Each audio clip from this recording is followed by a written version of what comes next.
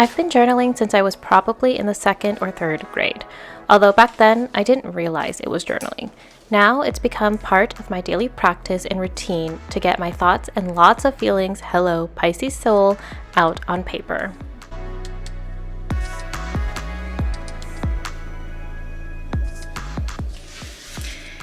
In this video, I'm going to share 3 ways for you to start journaling, even if you're a total beginner. If you want to add journaling as a memory keeping, reflection, or even as a self-love exploratory exercise into your life, then this video is for you. I feel like the idea of journaling for non-journalers sounds so daunting and intense. Like, what do you even write on a blank page? Do you have to write Dear Diary every single time you go to write in your journal? What do you even fill the page with? Before we get into 3 easy ways to start journaling, first, let me start by dispelling a few myths. Okay, actually, before we dispel the myths, I totally forgot to introduce myself, so let me do that first. Hi, my name is Cassandra, and I create videos on productivity, self-love, and the occasional travel and living abroad vlog. So if you're new here and all of that is of your interest, then don't forget to subscribe to the channel. All right, let's get back to dispelling these myths. Myth number 1. No, you don't need to start each entry with Dear Diary if you don't want to. I actually don't view my journal as a diary, but rather a space for reflection and exploration, a space for self-care, so I don't get so deep into my head with stories and unhelpful beliefs I have about myself or even other people. Myth number 2. Your journal entries do not need to be long.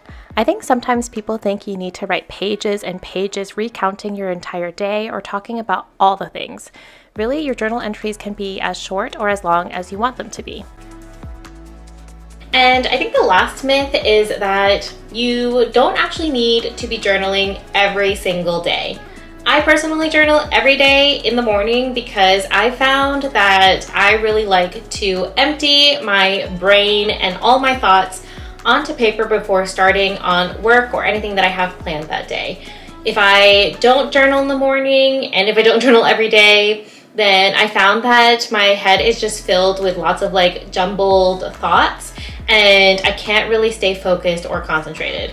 But that's me, and really journaling is all about what works best for you. So now that we have all of those myths out of the way, what is journaling? Journaling as a method to keep track of your thoughts, feelings, beliefs, ideas, lessons, memories, and lots more. Journaling can be through writing, typing, art, or video logs, and can be analog or digital. So now that we've defined journaling and also dispelled some myths, let's get into the 3 simple ways to start journaling. Tip number 1. Your journal does not need to be perfect, and it's supposed to be a safe space for you.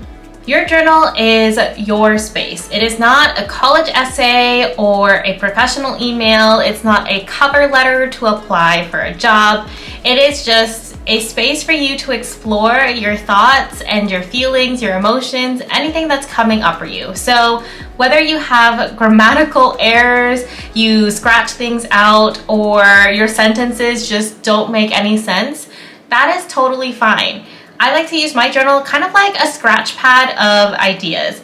If I write something and it doesn't make sense, I just keep going. And it's because it's not supposed to be perfect. Nobody's gonna read my journal except for me. And even if I do read my journal, sometimes I don't even know what I was talking about because it's just a whole brain dump of my thoughts and my feelings. Also, when I say that your journal doesn't need to be perfect, for example, with the grammar mistakes, the spelling mistakes, or just really incoherent sentences, I also mean that your journal doesn't need to be nice. Now, let me explain all of that. So if you will, you will never, I hope, ever see my journal, but if you ever did look through my journal and read through some passages where I am working through feelings of anger, frustration, or jealousy, my journal entries are actually not nice at all. And that means when I'm writing them, I'm not the generic nice. What I mean by that is I am actually a little petty bitch. Yeah, I will say it. I'll say it on YouTube, I'll say it on camera. in my journal entries, when I'm working through like difficult emotions, then my journal isn't nice. Like, I am not a quote unquote what people would call nice person. I'm going to be a petty little bitch because I am feeling like a petty little bitch. And the great thing about my journal is that I get to explore all of those emotions, feelings, and thoughts like on paper so that I can work through them and I don't actually act like a petty little bitch to the world, and instead I am working through and trying to understand why I feel like that. My journal is a safe space for me to explore all of those mean, nasty, judgmental thoughts and comments without self-judgment, without like, you know, thinking that I am a terrible person, but it really allows me to explore all of that between the pages and get curious as to why I feel like that, what these emotions could be telling me, and hopefully not project those emotions onto other people and instead work through them myself so that I can create an intentional relationship or a connection or have an intentional conversation instead of projecting all of my nasty shit onto other people. Just between you and me, as someone who is terrified to be called a petty bitch, like, I know I just said it in this video, but I am scared that somebody's gonna call me a petty bitch. I think allowing myself to be a petty bitch in my journal allows me to kind of like accept that side of myself, you know, the hater side, without fear and judgment. Yeah. So, petty bitches, we rise. Tip number 2. Now that you all know that I can be a petty bitch inside my journal entries, the second tip I have is that if you are journaling in analog, so like in an actual journal, I definitely recommend having a journal that you feel excited to grab and to write in. So it could be a plain journal, or if you like decorating your journals, then I highly recommend doing that. Now, I'm not saying that you need to go out and buy a new notebook if you want to start journaling. I don't think that you need to have a super beautiful, high-cost notebook to start journaling.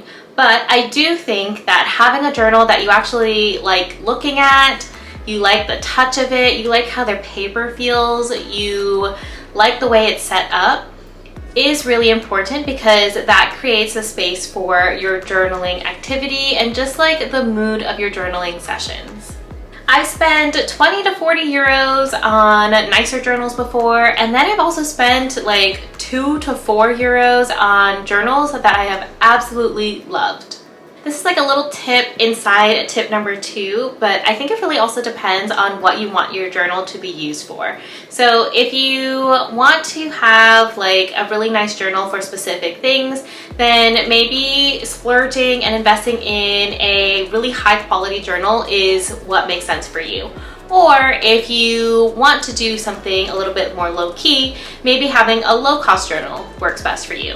I think deciding on what you want your journal to be used for and what the goals are for your journal is going to help you decide how much money you actually need to spend on that notebook. For example, my bullet journals. So I've been bullet journaling for 4 years now, and bullet journals are always something that I splurge on. I probably spend around 20 euros or more, not just on my journal, but then also to buy bullet journal supplies like markers, stickers, washi tape, all of that stuff. And the reason being is that I prefer having a high quality bullet journal because I really want pages that are thick, that they're not going to, you know, have my markers bleed through them. And if I decide to add anything into my bullet journals, like stickers, washi tape, or all of that stuff, then it actually won't ruin the pages and it won't like bleed through, or they won't tear easily, or they won't rip or anything like that. So for me, it's really important to splurge on bullet journals. Now for my writing journals, these are just where I brain dump all of my thoughts, my emotions, where I explore things. The main goal of this journal is really just to be a home and like a safe space for me to jot down ideas or to explore feelings that are coming up.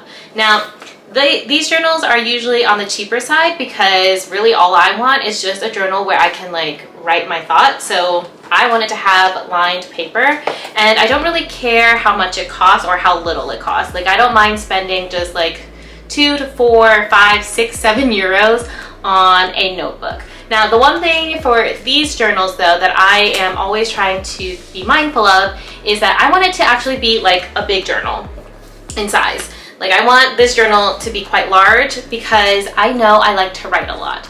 Now, if it's not a large journal, then I try to look for a notebook that has a lot of pages because, again, I write a lot. And I usually tend to write a lot when I am exploring a lot of like my feelings and my thoughts, or just like trying to get all of my ideas onto paper. Here are 3 questions to help you pick a notebook. Number 1, what will your journal be used for? Art journal, writing journal, travel journal, book journal, something else? Number 2, do you want lined pages or do you prefer a dot grid, maybe blank pages? And number 3, what type of notebook style will match the goal of your journal, and what is your actual budget for it? You've got your journal, you know that this is your safe space to explore your thoughts and your emotions. Now, how do you actually start journaling? This is tip number 3. This is when I'd recommend to add a block in your calendar for journaling time. When will you journal? Do you have a day you'd like to spend some time journaling? Do you have a time during the day you'd like to dedicate to journaling? Do you have a space in your house or even in public that you'd like to journal? You don't need to be strict about a journaling schedule because honestly, I feel like if you are strict, that just kind of takes away from building a supportive journaling practice. I do feel like that if you are starting out with journaling, setting up an intentional space like when and where you will journal can help build a really supportive routine for you. When you build that supportive routine, it just becomes part of like your daily schedule or your daily habits, and can really end up creating more time and space for you to just give back to yourself. For example, I like to journal in the mornings. It is now part of my morning routine. So I will wake up, brush my teeth, get a glass of water, do my morning stretches and meditation. And then after I do that, I make myself either a matcha or a cup of coffee. And then I go directly to my office and pull out my journal to journal. This has been like the best morning routine for me because not only am I moving my body and centering myself, then treating myself to coffee or matcha, I'm coming back to my office and just giving myself the space to brain dump and clear out all of these random thoughts I have in my brain before starting the workday. I think having an idea of when and where you'd like to journal that is comfortable to you helps you to prioritize it. So then you can create that space and time for you to just connect to yourself. And that's really the goal around like my channel, is to help you create intentional space to have deeper connections with yourself or with the people in your life.